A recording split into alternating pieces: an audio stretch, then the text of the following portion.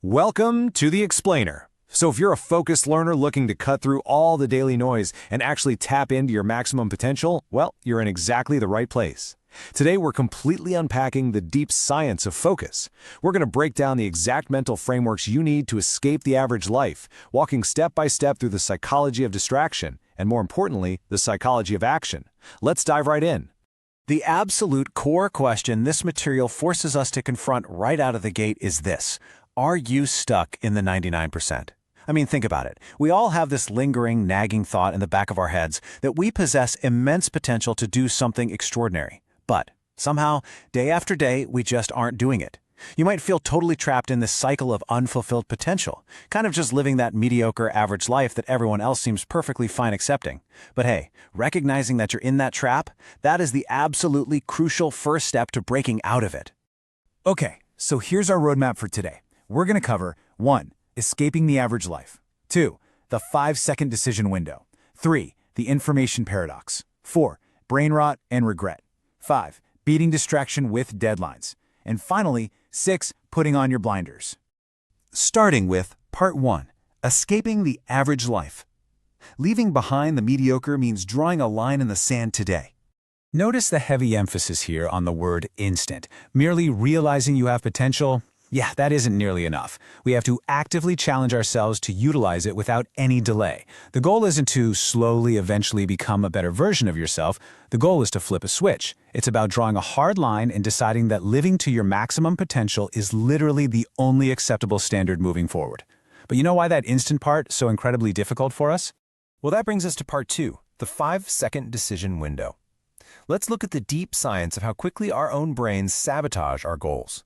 5. You have exactly 5 seconds. Just picture this. It's 6 a.m., your alarm is blaring, you look at your phone and think, okay, it's 6 a.m., I should probably get up.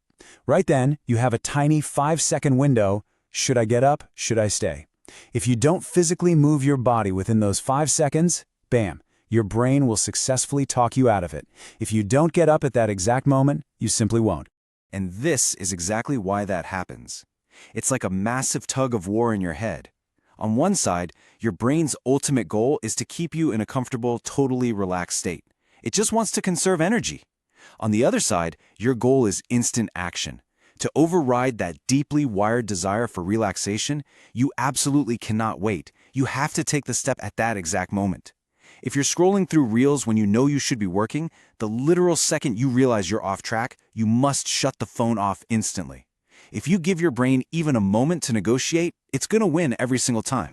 Moving on to Part 3, the information paradox. This is a fascinating, honestly kind of counterintuitive concept. This paradox totally shatters the myth that you need to know everything before taking a leap. Look at these two distinct states. On the left, you've got high information. You know all the steps. Sure, but you also know every single downside, every steep price to pay, and every possible way you could fail. The result? Slow or literally no action. You just get paralyzed. But on the right, low information. You have a clear goal, but you are completely ignorant of the painful price to pay. The result there? Fast action. In fact, the data backs this up. 90% of top entrepreneurs say they never would have even started if they knew all the downsides beforehand. Overinformation paralyzes us. Sometimes, not knowing the sheer difficulty ahead is the exact thing that allows you to start. Okay, Part 4, brain rot and regret. Let's name the exact psychological phenomena that are silently draining our mental energy every single day. I am sure you've felt this one before. Brain rot. It was literally named the Oxford Dictionary Word of the Year. It's that profound, heavy mental fatigue you get from mindlessly scrolling social media all day. You haven't done a single ounce of actual work, yet you feel completely exhausted. Your brain is essentially tired from doing a whole lot of nothing. But, as draining as brain rot is, it leads straight into an even bigger villain. Because here is the real kicker. The actual problem isn't the distraction, it's the regret. Actually, scratch that. Let me rephrase. Getting distracted is just a normal human flaw. We all do it. It's practically baked into our DNA. The true danger starts when you begin regretting that distraction.